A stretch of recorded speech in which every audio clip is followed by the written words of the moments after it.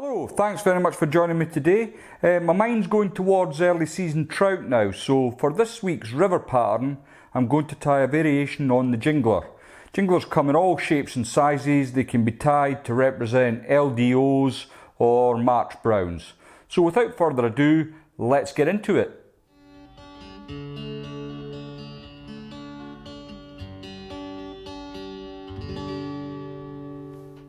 Okay, in the vise you see a Hanak H100 barbless hook, and it's at size 10.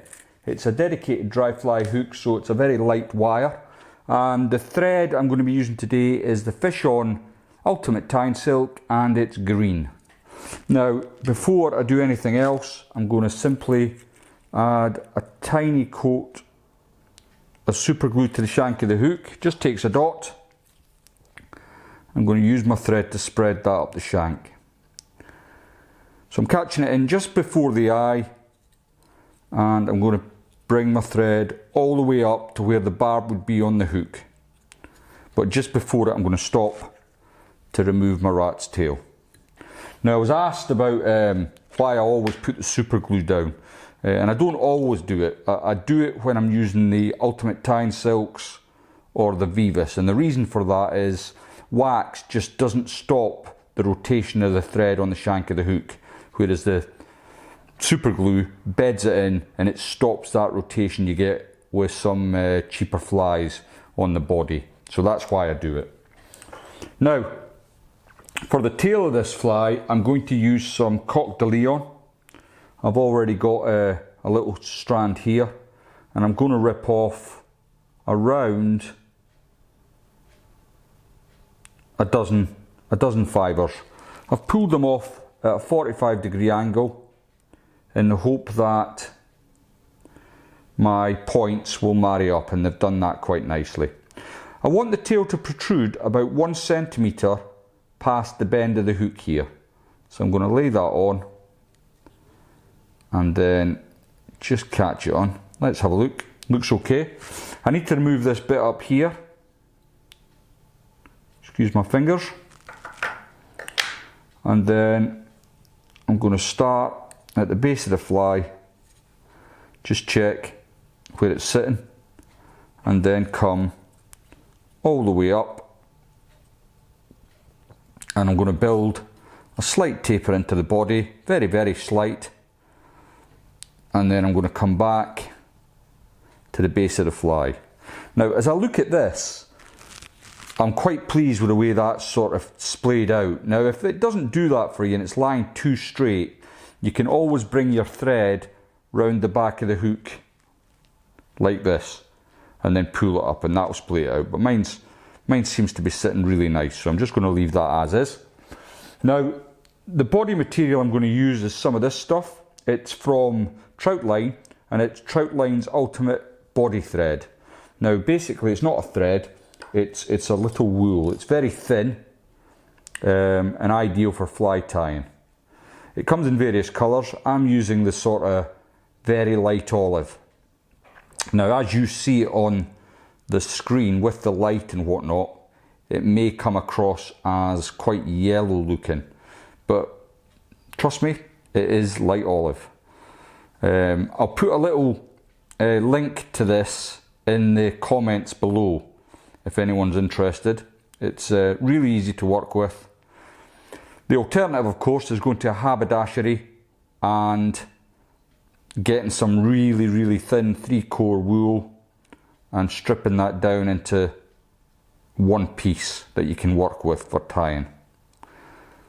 You might find it difficult to find something as thin as this. Sorry, I'm just not concentrating and it's not sitting on the body right.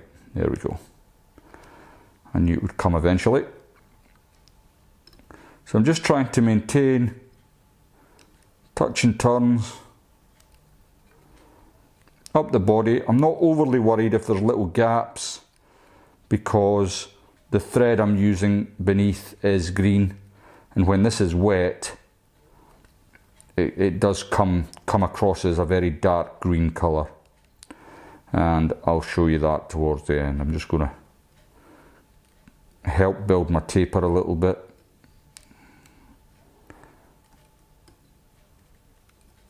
at the front here, and I'm fairly content with that. Now, as you can see, I've left quite a significant amount of space at the front of the fly, and the reason for that is I'm going to double hackle this. Now, before I do anything else, I'm going to add some wax to my silk, and this just helps when the hackle's sitting on a bed of waxed silk. It just makes it easier for me. So I've come all the way to the front and I'm going all the way back. Now, before I introduce my hackles, what I want to do is just rough out ever so slightly my body. Doesn't take a lot. I just want to get some fibres a little bit looser. Now, on the camera, I'm not sure how well you'll see that, but in the photograph, it will come up a lot better. So the two hackles I'm going to be using today is the ever popular partridge. I use partridge in a lot of my flies. I just really like it. It gives a lot of buggy, natural looking. And I'm going to use some of the very bottom feathers of this old cape, which I've not found much use for anything much else. So the first feather I'm going to use is the partridge. I've already taken all the waste off it, and you can see there's a front to the feather and there's a back to the feather. Now, I want this good side to be facing the rear of the fly, so I'm going to tie it in like that. It doesn't always behave itself when you come to wind it, but you know, make your best effort. And the next feather then is my brown hackle, and the same thing. So you've got the shiny side and you've got the inside to the bird, and I want the shiny side to go to the back of the fly. So I'm going to catch that in, and I'm going to stop my thread just shy of the eye of the hook. So I've still got about 1.5 millimeters just at the front here. And the first feather I'm going to bring across is the partridge. It's the weakest of the feathers, and bringing it up first gives you a better chance of succeeding. I mean, if you've got a good partridge cape, it probably won't be as difficult, but mine's is very old and the feather's very delicate, so I've got to really take my time. I'm looking to get around a minimum of 2 turns. If I can get 3, all the better. So I've done not bad there. I've got a fairly good bit in, and I've just brought my thread round to catch in front of my hackle plier there. So once that's in place, keeping tension on your thread. No, that didn't work out. Just grab the tag and remove it. It should be fine. But remember to keep tension on the thread, or you could be into a world of hurt there. Okay, so that's looking not too bad. Next, I want to bring my secondary hackle around as well. Now, this is a much longer feather, and what I want to do, if I can, is really add the bulk to the hackle with this feather.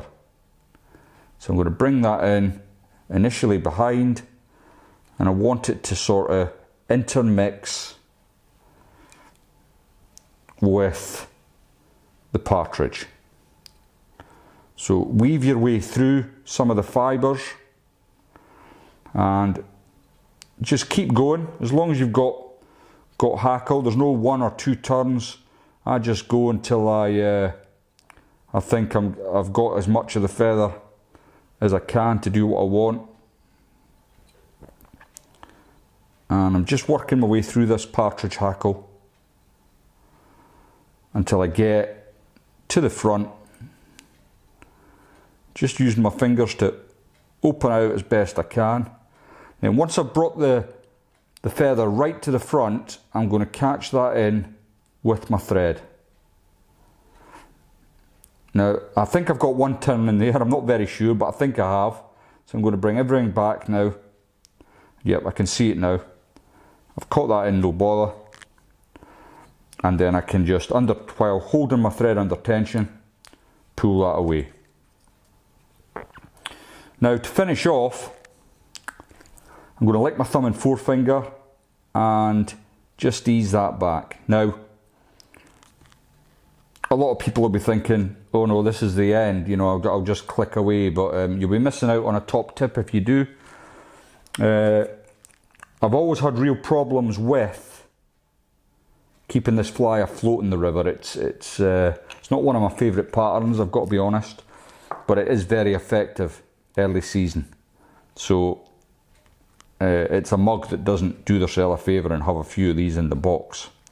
I've just added some UV resin and I'm going to put a half hitch in to finish off. Of course, those skilled tire amongst you will be able to use a whip finish tool. I'll cure off the resin and that's looking pretty good, but as a friend of mine pointed out, the Jingler shouldn't look pretty good, it should look really rough and battered. So I'm going to come into my hackle with my Velcro brush here and I'm going to give it a right good roughing up. Now it may make the fly look messy, but it is extremely attractive to the trout. So that's looking not too bad. Nice and messy. Perfect. Now as I was saying, I had real problems with the fly floating. So what I always do is add some muslin dry fly. This is the silicone one.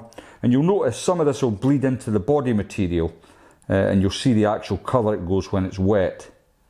So it's not that yellowy colour anymore. It goes to that very pleasing green and not dissimilar to an actual LDO's colour. So I would put this to the side now, leave it to dry, and then it would go into the box.